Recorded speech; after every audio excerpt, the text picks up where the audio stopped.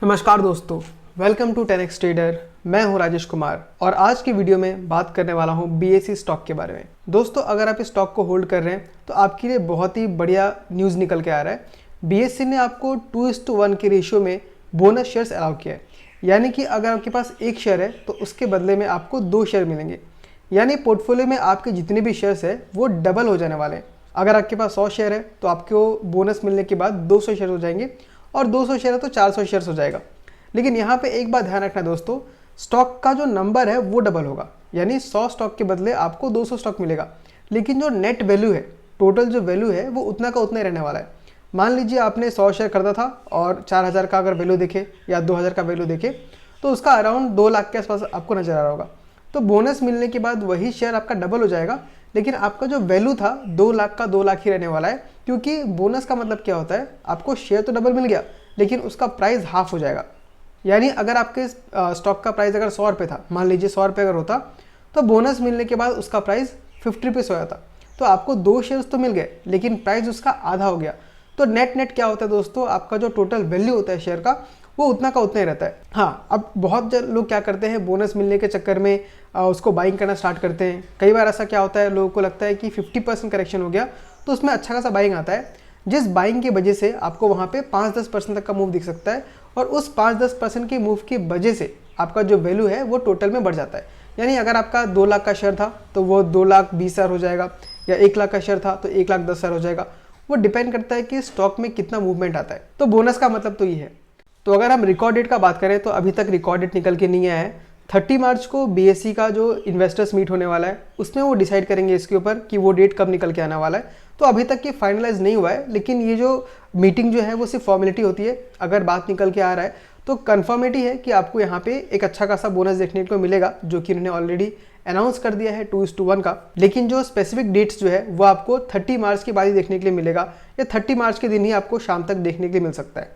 तो अभी क्या करना चाहिए, अगर आपको यहाँ पे बोनस शेयर्स चाहिए तो आप अभी भी टाइम है, आप आराम से उसको बाय कर सकते हैं। क्योंकि अगर आप आज बाय कर लेते हैं तो कल परसों तक आपके अकाउंट में शेयर्स आ जाएंगे और 30 मार्च को वो लोग क्या होगा, उसके बाद वो लोग एक्स डेट को या रिकॉर्ड डेट को वो लोग इशू करेंगे, जो कि 30 मार्च के बाद ही होने वाला है। जनरली आपको 3-4 दिन का टाइम मिलता है, तो उसके पहले अगर आप शेयर्स खरीद लेते हैं तो आप बोनस शेयर्स के लिए एलिजिबल हो जाएंगे।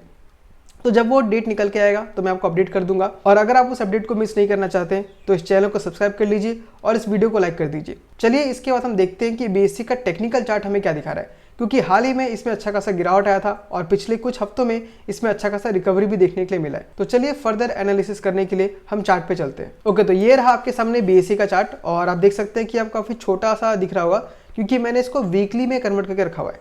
यानी हर एक कैंडल एक वीक का आपको यहाँ पे डाटा दिखा रहा है।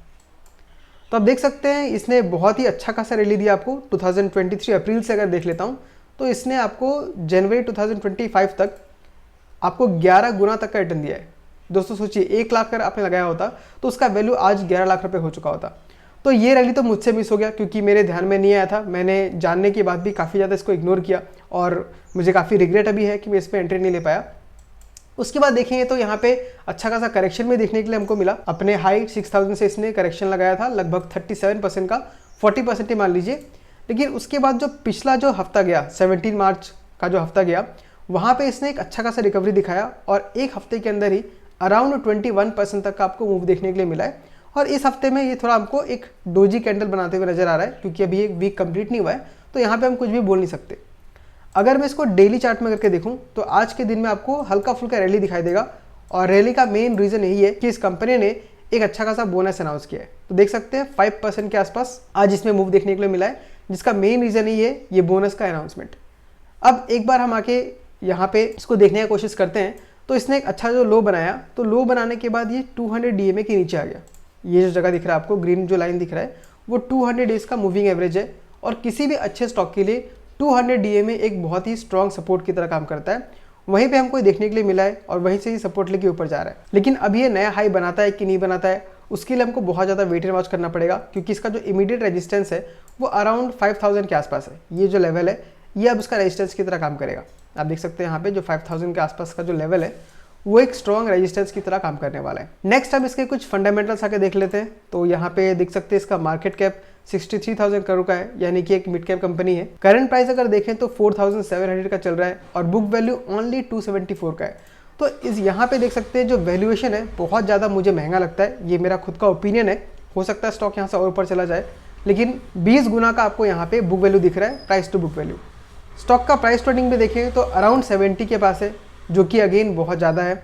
ROC देखें तो 20% है और ROE 15% है, जो कि मैं बोलूँगा बहुत अच्छा भी नहीं है, बहुत ख़राब भी नहीं है, काफ़ी स्टेबल है, ठीक ठाक है। इन्वेस्टर्स में अगर हम आके देखें तो FIS के पास 16% है स्टेक, जो कि बढ़ते हुए हमको नजर आ रहा है, जो कि अच्छी बात है। 13% से घट के बीच में 11% हो गया था, फिर 13% हुआ और इस क्वार्टर में 16% हो चुका है। तो यहाँ पे FIS का अभी भी आपको ट्रस्ट दिख रहा है इस कंपनी में, काफ़ी अच्छा खासा पोजीशन बना के बैठे हुए। लेकिन ध्यान रखिएगा दोस्तों, वो लोग पोजीशन बहुत पहले से बना के रखते हैं, तो अब वो थोड़ा बहुत प्रॉफिट बुकिंग भी कर रहे हैं। आप देख सकते हैं जून और सितंबर में उन्होंने थोड़ा बहुत प्रॉफिट बुकिंग किया, लेकिन उसके बाद फिर से ओनली 3% उन्होंने ऐड किया है। DIS का देखें तो DIS ने भी काफ़ी अच्छा खासा स्टेक को मेंटेन करके रखा हुआ है। जहां 2022 में 13% था, अब वो थोड़ा सा गिरावट के साथ घट के 12% पे आ चुका है। यानी FIS DIS ने यहाँ पे अच्छा खासा स्टेक लेके रखा हुआ है। पब्लिक का देखें तो 50% है, जो कि पहले 59% था। तो पब्लिक ने यहाँ पे बेचा है, क्योंकि पिछले कुछ महीनों में अगर देखें तो इसने अच्छा खासा आपको गिरावट दिखाया, और उस गिरावट की वजह से ही क्या होता है, जो रिटेल इन्वेस्टर्स है वो पैनिक करके बेच देते हैं। बैलेंस शीट में अगर आके देखें तो बैलेंस शीट इस कंपनी का बहुत ही स्ट्रॉन्ग है। आप देख सकते हैं रिजर्व्स कंटिन्यूसली इंक्रीज कर रहा है, 2,200 करोड़ से 3,681 करोड़ पे पहुंच चुका है। और बोरोविंग्स अगर देखें तो बोरोविंग्स 0 है। तो इस कंपनी का जो फंडामेंटल्स है काफ़ी स्ट्रॉन्ग है, बस वैल्यूएशन बहुत ज़्यादा महंगा है। तो मैं तो उसमें फिलहाल लॉन्ग टर्म के लिए इन्वेस्ट नहीं करना चाहूँगा।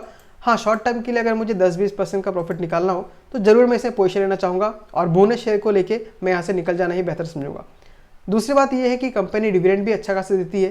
पिछली बार जब इसने बोनस दिया था तो उसके साथ इसने 15 रुपये का डिविडेंड भी दिया था, जो कि ठीक ठाक अमाउंट है। तो आई होप आपको वीडियो अच्छा लगा होगा। अगर आप BSE स्टॉक को होल्ड कर रहे हैं तो कमेंट करके बताइए कि आपके पास कितनी क्वांटिटी है और आप इसके बारे में क्या सोचते हैं।